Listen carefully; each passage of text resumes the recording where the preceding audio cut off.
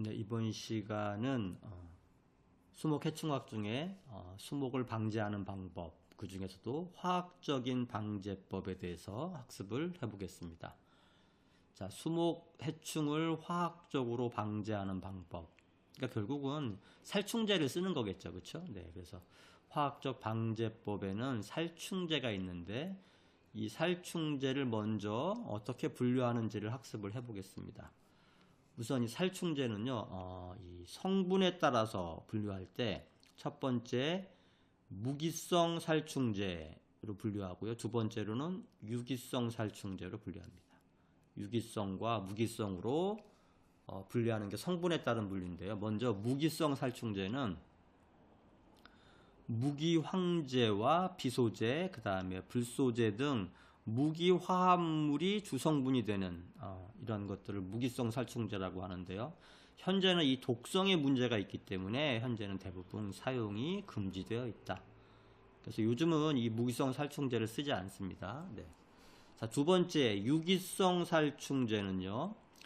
두 가지로 구분이 됩니다. 천연 유기 살충제와 유기 합성 살충제.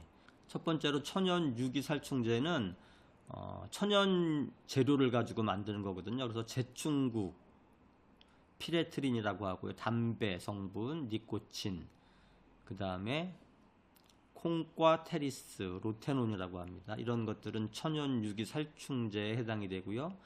유기 합성 살충제는 이제 이 종류를 구분을 해보면 유기염소계, 유기인계, 카바메이트계, 합성 피레스테로이드계, 그 다음에 네오니코티노이드계, 그 다음에 벤조일 우라계, 네레이스톡신계, 그 다음에 마이크로라이드계 등으로 구분할 수 있어요. 자, 종류가 굉장히 많죠. 그래서 밑에 보시면 표에다가 각각의 유기합성 살충제의 특징들을 다 정리를 해놨거든요. 그래서 유기염소계인 경우는 염소 결합 분자 구조로 되어 있고요. 강력한 살충력과 넓은 적용 범위, 저렴한 가격 등으로 각광을 받았었는데요. 1962년에 레이첼 카슨의 저서 침묵에 보면서 이 유기염소계가 생물 농축에 문제가 있다 이렇게 제기가 되면서 그 이유는 이렇게 좀 사용을 자제하고 있는 그런 살충제입니다. 두 번째는 유기인계 살충제입니다.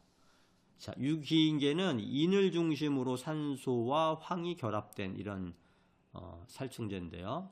신경 전달 물질인 아세콜린의 분해 요소인 아세틸콜린 에스테라제의 활성을 저해하는 이런 기작을 가지고 있습니다. 자, 주로 소화 중독, 접촉독, 호흡독 등의 증상을 유발하고요. 효과가 빠르고 적용 해충의 범위가 굉장히 넓습니다. 그리고 살충력이 강하고 잔류성이 낮은 이런 특징을 가지고 있습니다.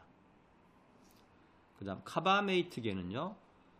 카르밤산을 기본 구조로 하는 화합물이고요. 아세틸콜린 에스테라제를 저해하고 유기인계보다 체내에서 조금 더 빨리 분해가 돼요. 그래서 인체 독성이 낮은 이런 특징을 가지고 있습니다. 일반적으로 접촉독으로 작용을 하고요. 속효성이고 침투 이행성이 우수한 특징을 가지고 있습니다. 그래서 주로 식엽성 해충 또는 흡즙성 해충에 효과가 있는 이런 살충제 성분이 되겠습니다. 그 다음 합성 피레스로이드계, 이 살충제는 국화과에 속하는 제충국에서 추출한 살충 성분인 피레드린을 가지고 만드는데요. 강력한 살충력이 있고요. 빛에 약하고 빨리 분해되는 이런 특징이 있습니다. 자, 위생 해충과 농업 해충에서 높은 살충 효과와 속효성, 또 인축에 대한 독성이 낮은 이런 특성을 가지고 있습니다. 자, 신경섬유인 축삭에서 작용을 해서 반복 흥분을 유발하는 이런 녹다운 효과로 살충을 하는 이런 살충제에 해당이 되겠습니다. 자, 그 다음에 네오니코티노이드계. 자, 담배에서 추출한 이 니코틴, 노르니코틴, 그 다음에 아나바신 등의 화합물로 만드는데요. 포유류에 대한 독성이 좀 강해요. 그래서 이게 문제가 좀 되고요. 분해가 잘 되고 잔여성이 짧습니다. 그래서 접촉 독제로 주로 사용이 됩니다. 그리고 아세틸콜린 수용체와 결합을 해서 신경 전달을 저해하는 이런 작용 기작을 가지고 있고요. 접촉 및 소화 중독제로 사용을 합니다. 꿀벌의 집단 붕괴 현상의 원인으로 밝혀지기도 했습니다. 자, 그 다음 벤조일 페닐우레아계. 곤충의 표피를 구성하는 키틴의 생합성을 저해하는 이런 특징을 가지고 있습니다. 그래서 곤충의 생장 조절제로 쓰이고 있고요. 곤충과 포유류에 대한 선택 독성이 높고 인축 독성은 굉장히 낮아요. 그래서 환경 오염이 적다, 이런 특징을 가지고 있습니다. 그 다음 네레이스 톡신계는요, 바다 갯지렁이에서 추출한 네레이스 톡신을 성분으로 합니다. 그래서 이 시냅스 후막으로 해서 이 신경 전달 물질인 아세틸콜린 전달을 차단해서 살충을 하는 이런 효과를 내고 있습니다. 그 다음 마이크로라이드계는요, 방사선에서 분리를 한 살충제인데요, 살비, 살충, 살선충 효과가 있다라고 알려져 있습니다. 네, 유기합성 살충제의 종류는 굉장히 많아요. 네, 그래서 각각의 특징들을 좀 정리를 해 놓으시면 학습하는 데 좀 도움이 될 것 같습니다. 자, 그 다음 체내 침입 경로에 따른 분류. 자, 이게 지금 시험에 2번, 기사 1번, 산업기사 1번 이렇게 나왔는데요. 살충제를 우리가 분류를 할 때 이 체내에 침입하는 경로에 따라서 첫 번째로는 소화 중독제가 있고요. 두 번째는 접촉제가 있습니다.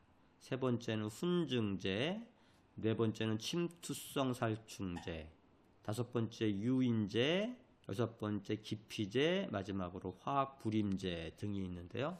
우선 첫 번째 소화 중독제는 줄기나 잎 등을 가해하는 과정에서 우리가 이제 가해할 때 입을 통해서 소화관으로 들어가서 살충하는 이런 것들을 우리가 소화 중독제라고 합니다.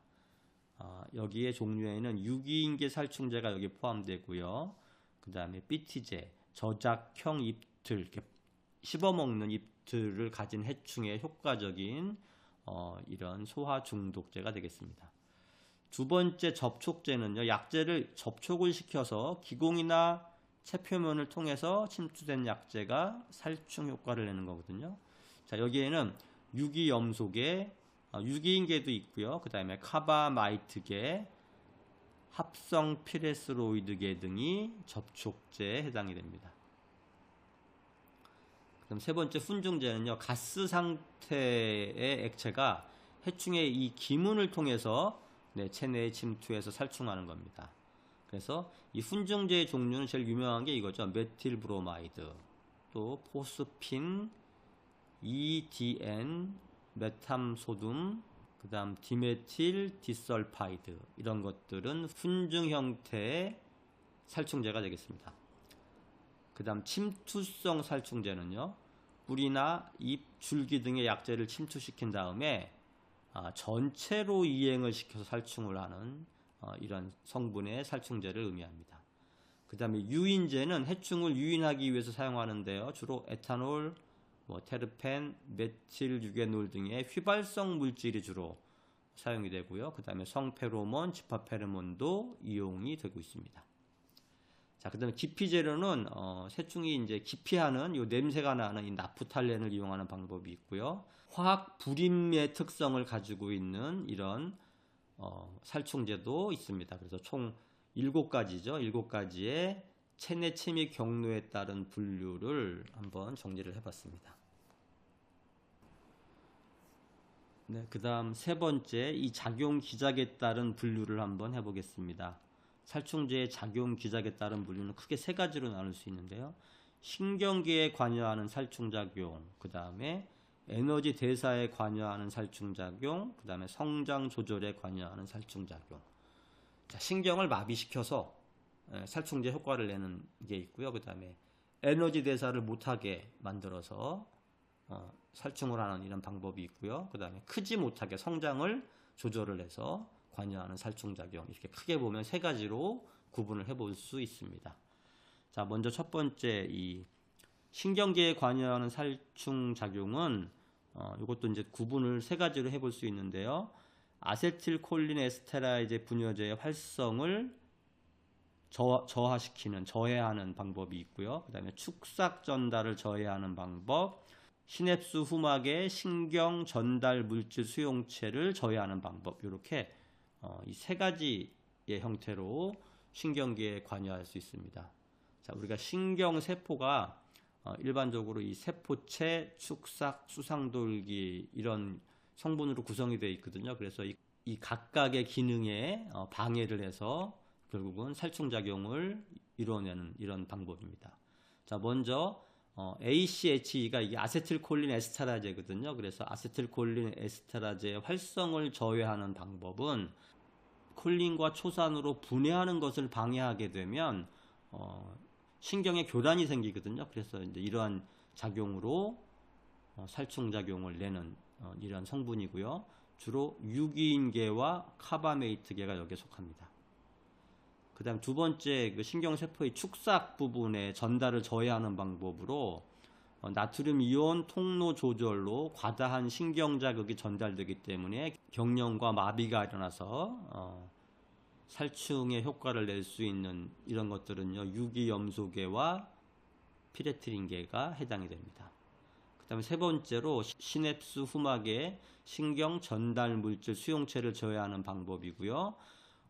네오니코티노이드계 아스테라제 수용체와 친화력이 높아서 자극을 과도하게 전달해서 경련과 마비를 일으키는 이런 작용을 하는데요. 이 네레이톡신계가 아스텔콜린 수용체와 결합 후에 자극의 전달을 차단해서 살충하는 이런 효과를 발휘할 수 있습니다. 자, 이렇게 크게 보면 신경에 관여하는 살충 작용은 아세틸콜린 에스테라이제의 활성을 저해하는 방법, 축삭의 전달을 저해하는 방법, 시냅스 후막의 신경 전달 물질 수용체를 저해하는 방법, 이렇게 세 가지로 구분해 볼 수 있습니다. 자, 두 번째로 에너지 대사에 관여를 해서 살충작용을 하는 것은 미토콘드리아 내에 전자전달 복합제를 저해하는 것과 그다음에 ATP 합성 요소를 저해하는 것으로 구분할 수 있어요. 자, 먼저 미토콘드리아 내에 전자전달 복합체를 저해하는 것은 로테논 또는 메틸브로마이드, 그다음에 클로로피크린, 인화 알루미늄, 포스핀, 인화 마그네슘, 이러한 살충제가 있고요. 그리고 이 ATP 합성 효소를 저해하는 이런 살충제는요, 이 ATP라는 게 그 에너지를 합성하는 과정을 ATP라 그러잖아요. 그래서 에너지를 합성하는 과정을 저해하는 살충제로는 프로파자이드, 테트라디폰, 사이헥사틴 등 이 살비제, 그러니까 응애를 주로 응애류에 쓰는 이런 농약을 우리가 살비제라고 하죠. 그래서 살비제에 해당이 됩니다.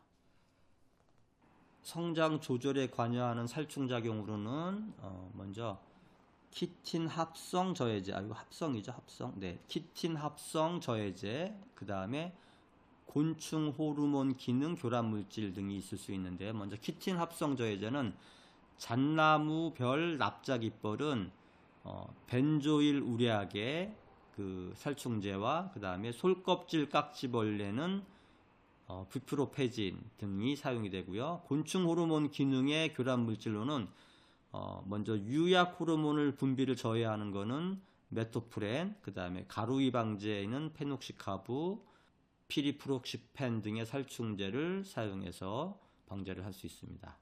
자, 이렇게 크게 보면 이제 이 세 가지였죠. 작용기작에 따른 분류를 크게 세 가지로 분류해 보면 신경계에 관여하는 살충작용, 그 다음 에너지 대사에 관여하는 살충작용, 그 다음에 성장 조절에 관여하는 살충작용, 이렇게 크게 작용기작에 따른 분류를 세 가지로 해볼 수 있습니다. 그 다음 제형살포 방법에 따른 분류에 대해서 살펴보겠습니다. 우리가 살충제의 제형을 희석살포제와 직접살포제, 그 다음에 특수형태로 구분합니다. 희석살포제는 어쨌든 희석을 시켜서 살포한다 이런 의미고요. 가루 형태는 수화제와 수용제가 있고요. 이 모래 형태로는 과립수화제, 바둑알 같은 모양은 정제상 수화제, 또 액체 형태는 액제, 분산성 액제, 액상수화제, 미탁제, 유제 이런 것들이 액체 형태고요. 그 다음에 유탁제와 캡슐 현탁제 같은 형태가 있을 수 있습니다. 자, 그리고 직접 살포의 형태는요, 가루 형태가 있는데 미립제, 분제, 미분제, 접이산 분제 등이 가루 형태고요. 그 다음에 모래 형태로는 입제, 세립제 같은 것들이 있습니다. 그리고 이제 직접 살포제의 바둑알 형태는 캡슐제, 수면 부상성 입제 등이 있고요. 액체 형태도 있을 수 있거든요. 종자 처리 액상수화제, 직접 살포 액제 등이 있습니다. 특수한 형태의 이 살충제의 제형은 훈증제가 있을 수 있고요. 그 다음 훈연제, 과립훈연제, 연무제, 도포제, 비닐멀칭제, 판상줄제 이런 형태의 특수 형태의 살충제 제형들도 있습니다. 자, 그 다음 살충제 살포 방법. 네, 이것도 조금 비중이 있어요. 네, 살충제를 살포하는 방법에 대해서 한번 알아보겠습니다. 자, 살충제를 살포하는 방법은요, 먼저 분무법. 약제를 물에 희석을 해서 분무기로 살포하는 방법을 우리가 분무법이라고 하죠. 약액을 100에서 200 마이크로 정도의 입자로 분무를 합니다. 그리고 액제, 유제, 수화제, 수용제, 액상수화제, 미탁제, 분산성 액제, 캡슐 현탁제 등 여러 제형을 가지고 분무법을 사용할 수 있습니다. 두 번째는 분제 살포법이 있는데요. 분제는 물에 타지 않고 사용한다는 특징이 있고요. 이 입자가 250에서 300 메시 정도 되는 아주 가는 입자입니다. 자, 장점으로는 물이 부족한 산지에서 운반의 편의성이 있고 희석 시간을 절약할 수 있습니다. 이게 장점이고요. 단점으로는 이게 고착성이 떨어져요. 그 다음에 표류에 의한 환경 오염과 수목의 오염이 될 수 있다. 이런 단점이 있습니다. 세 번째로 입제 살포제는요. 입제는 8에서 60메시 범위의 아주 작은 입자로 제조된 약제입니다. 뿌리로 흡수된 후에 뿌리로 먼저 흡수가 되고 그 다음에 전체로 확산되는 특징이 있습니다. 그래서 침투 이행성이 좋아야 효과를 볼 수 있습니다. 그 다음 입제 중에 이 미립제라는 게 있는데 이 미립제는 분제와 입제의 중간 크기 한 75에서 200메시 되는 입경을 가진 이러한 농약을 우리는 미립제라고 합니다. 네. 그 다음 미스트법. 약제를 고농도로 희석을 해서 살포 입자의 크기를 35에서 100 마이크로 아주 작은 미립자로 살포하는 방식입니다. 자, 이렇게 하면 살포량을 3분의 1에서 5분의 1 정도 줄일 수 있는 장점이 있다. 미스트법. 그 다음에 연무법이 있는데요. 살포액의 입자의 크기를 10에서 20 마이크로 이하의 연무질 형태로 살포한다. 그래서 연무법입니다. 그 다음에 살포하는 방법 중에 훈증법이 있어요. 훈증법. 휘발성이 좀 강한 약제를 밀폐된 공간이나 토양 속에 처리해서 살충하는 방법입니다. 그러니까 특징이 뭐냐면 훈증법은 토양 속에 처리하는 이런 특징을 가지고 있습니다. 자, 대표적인 살충제로는 메틸브로마이드 이런 것들이 있고요. 메탐소듐 액제, 그 다음 메탐소듐 액제 45, 디메틸 디설파이드, 직접 살포 액제, 그 다음에 마그네슘 포스파이드, 그 다음에 판상훈증제 이런 것들이 있습니다. 자, 그 다음에 또 관주법이 있는데 관주법은 약액을 토양에 주입해서 토양 속에 있는 병해충을 살충하는 방법입니다. 침투 이행성이 강한 약제를 사용해서 주로 흡즙성 해충을 방지하는데 우리가 관주법을 사용할 수 있습니다. 자, 그 다음 도포법이 있는데요. 도포법은 점착제나 페이스트 제형의 약제를 혼합한 뒤에 나무 줄기에 발라서 이동하는 해충을 잡는 방법이에요. 이게 도포법입니다. 그래서 연고를 바른다고 생각하시면 조금 이해하기 쉬울 거예요. 네. 자, 그 다음에 수간주사법에는요, 이제 우리가 수간주사를 놓을 때 앞에서 이제 학습을 한번 했었죠. 중력식이 있고, 압력식이 있고, 유입식이 있고, 삽입식이 있다. 그렇죠? 네, 이건 앞에서 설명했기 때문에 한번 읽어보시고요. 그 다음에 또 항공살포하는 방법이 있습니다. 항공살포법은 고농도로 희석하거나 원액을 그대로 사용해서 항공에서 살포하는 이러한 방법도 있습니다. 그래서 지금까지 보신 이 살충제의 살포 방법이 굉장히 많습니다. 그래서 각각의 특징들을 좀 구별해 놓으시면 좋겠습니다. 자, 그 다음 살충제 사용의 문제점에 대해서 간단하게 한번 살펴보겠습니다. 자, 살충제를 사용하면 너무 많이 과용을 하게 되면 저항성 해충이 출현할 수 있어요. 자, 그래서 해충 체벽 투과율이 감소하게 되고, 자, 약제가 작용점에 도달하는 양이 줄어들 수 있겠죠. 그래서 해독 효소와 대사작용에 의해서 약제 배설이 촉진되기 때문에 체내의 잔류량이 적어지고, 그렇게 되면 저항성이 점점 상승을 해서 효과가 없어지게 된다는 얘기입니다. 자, 작용점의 감수성 저하로 살충제에 대한 내성이 나타나는 이런 현상을 우리가 저항성 해충의 출현이다 라고 얘기를 하고요. 자, 저항성의 종류를 우리가 구분할 때 이제 교차 저항성, 복합 저항성, 그 다음에 역상관 교차 저항성 이렇게 구분을 해볼 수 있는데요. 이 저항성의 종류 중에 먼저 교차 저항성은요, 한 종의 살충제에 저항성 유전자가 기인하는 경우, 한 개의 종류인 경우는 교차 저항성이라고 그러고요. 두 종 이상의 살충제에 저항성 유전자가 기인할 경우는 복합 저항성이라고 그러고, 그 다음에 역상관 교차 저항성은 한 종의 살충제에 대한 저항성이 증가하고 또 다른 살충제에 대한 감수성이 높아지는 경우, 그러니까 하나는 저항성이 생겼는데 또 다른 살충제에 다시 그로 인해서 감수성이 높아지는 이런 거를 역상관 교차 저항성이다 이렇게 정의를 합니다. 자, 그 다음 두 번째로 살충제에 의한 환경 오염. 자, 살충제에 의해서 환경이 오염될 수 있겠죠. 그래서 잔류기간이 긴 살충제의 경우에는 오염 물질이 생물체 내로 유입된 후에 분해가 되지 않고 잔류하는 생물 농축이 발생될 수 있어요. 그래서 이 살충제로 인한 환경 오염이 발생될 수 있다. 자, 그 다음 세 번째로 격발 현상이 있습니다. 대상 해충뿐만 아니라 이 천적과 경쟁자까지 제거하는 이런 문제가 생기거든요. 그래서 약제 살포 해충 밀도와 회복 속도가 빨라지고 약제 처리 전보다 밀도가 높아지거나 2차 해충의 피해가 발생해서 오히려 피해가 증대되는 이런 현상이 일어날 수 있습니다. 이걸 우리가 격발 현상이라고 얘기합니다. 그 다음에 네 번째로 약해 피해가 있을 수 있어요. 살충제가 수목의 생리작용에 이상을 일으키는 현상, 이걸 우리가 약해라 그러죠. 그래서 약해에 의한 피해도 발생될 수 있다. 자, 그래서 여기 앞에서 지금 다시 정리해보면 살충제 사용의 문제점 여러 가지가 있지만 먼저 저항성 해충이 출현할 수 있다. 그 다음 살충제에 의한 환경오염이 일어날 수 있다.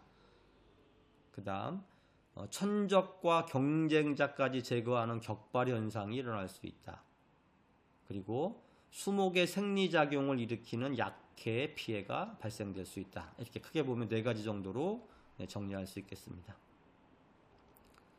자, 그 다음 살충제의 구비 조건에 대해서 한번 살펴볼까요? 살충제의 구비 조건은 살충제는 일단 다음 조건을 갖추고 반드시 이 농약관리법에 의해 등록된 농약을 여러분들 반드시 사용을 해야 된다. 이런 조건이 있습니다. 자, 어떤 구비 조건이 필요하냐 하면 살충제는 적은 양으로 확실한 효과가 있어야 된다.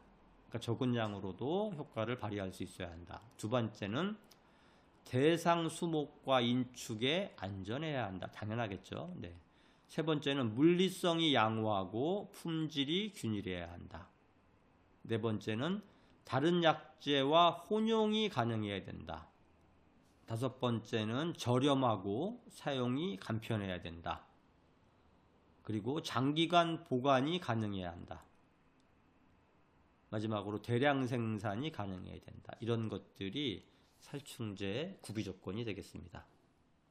그 다음 8번 해충의 종합관리. 우리 해충 종합관리를 IPM이라고 하는데요. 이 해충 종합관리는 경제적 피해 수준 이하로 억제를 하는 방향으로 관리가 되어야 된다. 이게 기본 개념이에요. 그래서 우리가 이제 이 경제적 피해 수준이라는 거를 우리가 이 경제적 피해 수준의 정의가 뭐냐 이걸 한번 살펴볼 건데요. 먼저 일반 평형 밀도라는 게 있습니다. 일반 평형 밀도는 약재 방제와 같은 외부 간섭을 받지 않고 천적의 영향으로 장기간에 걸쳐서 형성된 해충의 개체군의 평균 밀도. 그러니까 이제 약재 방제를 하지 않았는데 그냥 자연스러운 천적 정도만 존재하는 이런 상태의 밀도를 일반 평형 밀도다 이렇게 정의하고요.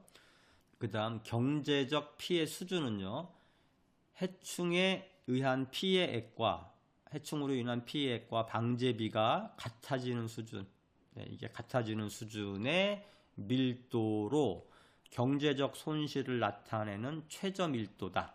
이걸 우리는 경제적 피해 수준이라고 합니다.